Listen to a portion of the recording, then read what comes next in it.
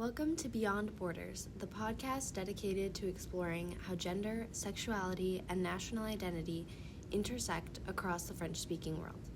In today's episode, we are diving into one of the most contentious debates in contemporary France, the hijab. Is it a symbol of oppression or agency, a religious right of a challenge to French secularism? To unpack this, we'll explore the country's legal landscape, its impact on Muslim women, and the perspectives of Morocco and French feminists. France has always positioned itself as a defender of laïcité, the strict interpretation of secularism which mandates the neutrality of public spaces. This principle has led to a series of laws regulating religious symbols, particularly targeting Muslim women's veiling practices. In 2004, the French government banned religious symbols, including the hijab, in public schools. In 2010, the niqab and burqa were outlawed in all public spaces. The French government's argument was to preserve the French values of gender equality and secularism.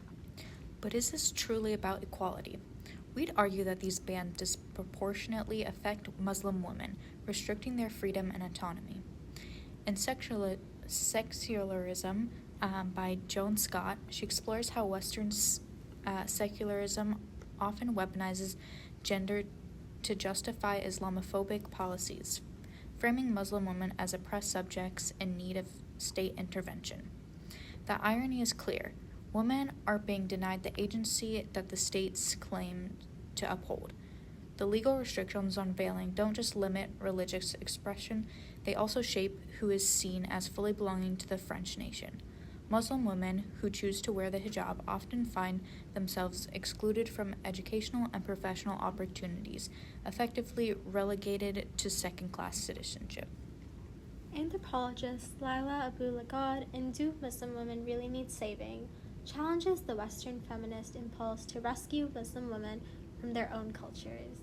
She argues that this narrative ignores the voices of the women themselves and reduces them to victims rather than active agents in their own lives. This perspective is crucial when analyzing France's hijab bans. Are these laws actually empowering women, or are they imposing a singular vision of freedom that erases Muslim women's choices? Not all feminists agree on the hijab debate. In Morocco, feminist movements have historically fought against both patriarchal control and colonial interventions that dictated how women should dress. Many Moroccan feminists see the hijab as a complex choice, sometimes imposed, sometimes embraced as a form of religious and political expression. In France, feminist perspectives on the hijab and women's rights are deeply divided, reflecting broader debates about secularism, gender equality, and racial politics. Some feminists, like Fadela Amara, a French Algerian feminist, activist, and former government official, argue that banning the hijab is essential for protecting women's rights. Amara, the founder of Ni Pute Ni Soumise, views the hijab as a symbol of patriarchal expression and believes that restrictions on religious symbols and public spaces empower women by freeing them from coercion. From this perspective, the French principle of laïcité is seen as a tool for ensuring women's autonomy and integration into a universal republican identity. However, other feminists like Huria Boutadjia, a decolonial thinker, challenges this view, arguing that France's paternalistic approach to Muslim women's liberation is less about gender equality and more about controlling radicalized bodies within the French nation. In her work, including Gay Universalism, Homo-Racialism, and Marriage for All, she critiques the way France weaponizes feminism to justify exclusionary policies that disproportionately target Muslim communities. She contends that the hijab bans function as a form of state violence, reinforcing Islamophobia and denying Muslim women agency over their own choices. This divide reflects broader tensions within the French feminism between universalist and intersectional approaches. Ultimately, this debate raises crucial questions about autonomy, state power, and the limits of feminist solidarity in multicultural societies.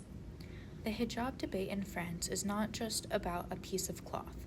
It's about power, identity, and who gets to define women's liberation. Laws banning veiling in public spaces claim to uphold secularism and gender equality, but they do so at the expense of Muslim women's rights and agency.